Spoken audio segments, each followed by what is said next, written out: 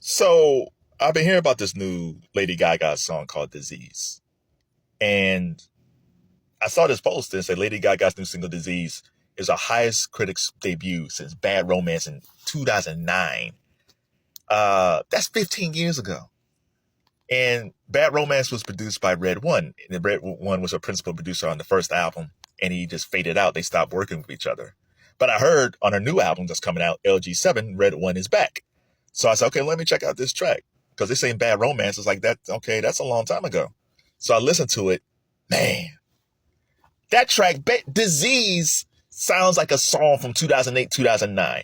And I really thought that RedOne produced it, but he didn't. It was Watts, Circuit, and Gaga.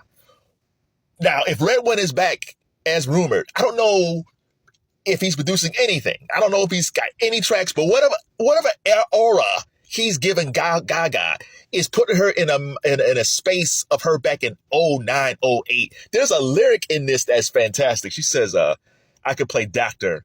I can cure your disease. If you were a sinner, I can make you believe. Dang it! I miss this Gaga. Oh, man. That is so good. And then when I listen to the vocals of that song, I'm telling you, I haven't heard her have these type of vocals since that era. If you go back to that era, I know today they say like the women are running the music industry. And they are. They've been running it for a while. But man, there's that time period between 09 and 14. There's a 5-year period, probably longer. But it was Gaga and Beyonce and Rihanna and Katy Perry and Adele. Adele, Katy Perry, Rihanna, Beyonce, Gaga. I will take that fivesome any day over what's happening today. And no shade to the young ladies today, but those ladies were legend. In fact, before I started making this video, I said, man, what was those two songs that Gaga and Beyonce did? Because Gaga had a song on her album and Beyonce had a song on her album. And the one video was Telephone, which I forgot. I remember because it was like a Bonnie and Clyde, and it was in some diner, and there's a Robinson guys. Oh yeah, I forgot about it. That was a fun Technicolor, like almost like a Tarantino type video. That was cool.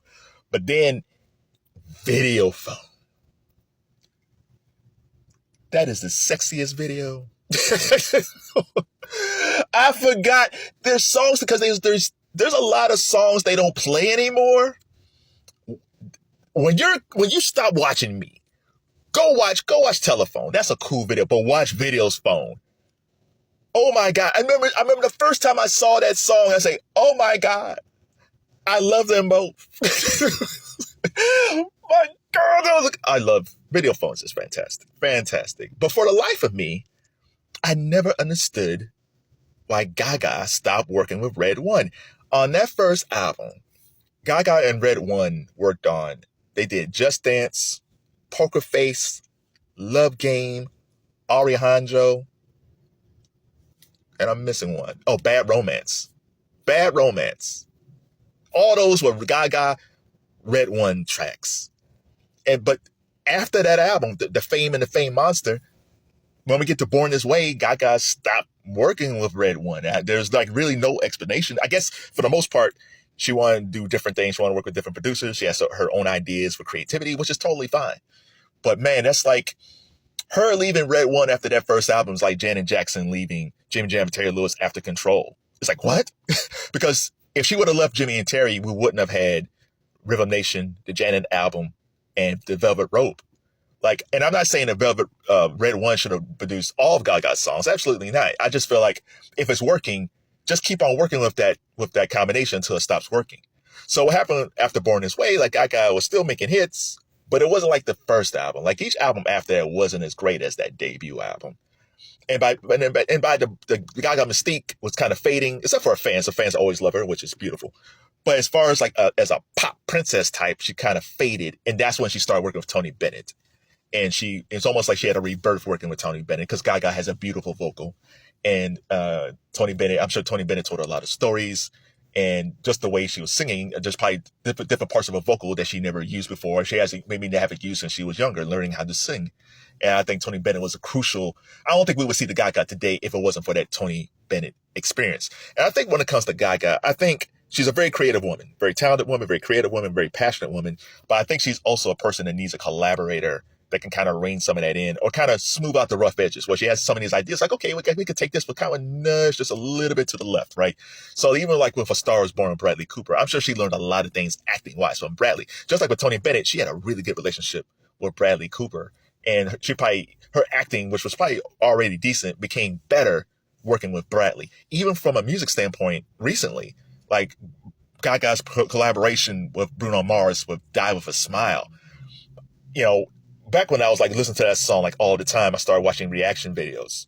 And one of the things that was consistent with the reaction videos, they would say like, wow, she sounds really different. She hasn't really sang like this before. And I think what happened was Bruno brought more of the R&B side out of her. It was always there. She always kind of did it, but he kind of pushed her.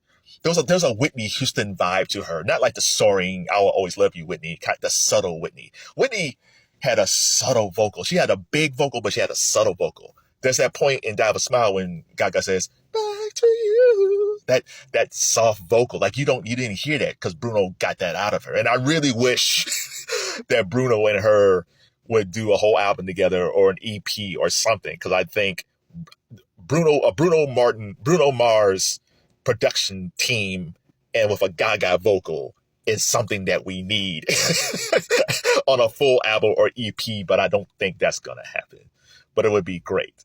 So I don't know what LG7 is going to be. It feels like, because the only 2 tracks that's out is Disease and Die With A Smile. So it seems like we're getting the 2008 Gaga and a 2024 Gaga. So if they somehow can meet in the middle, this might be her best album since 08, 09. Oh man, it's fantastic. So tell me what's your favorite Gaga song? It might not be anything from the first album. It might be stuff on Born This Way. It could be the later stuff. Could be stuff on A Star Is Born. Could be Die With A Smile. Could be anything. Tell me what your top 3 favorite Gaga songs. You know, firstly for me, I'm gonna go watch Video Phone again. I love that video so much. Thank you, Gaga. Thank you, Beyonce.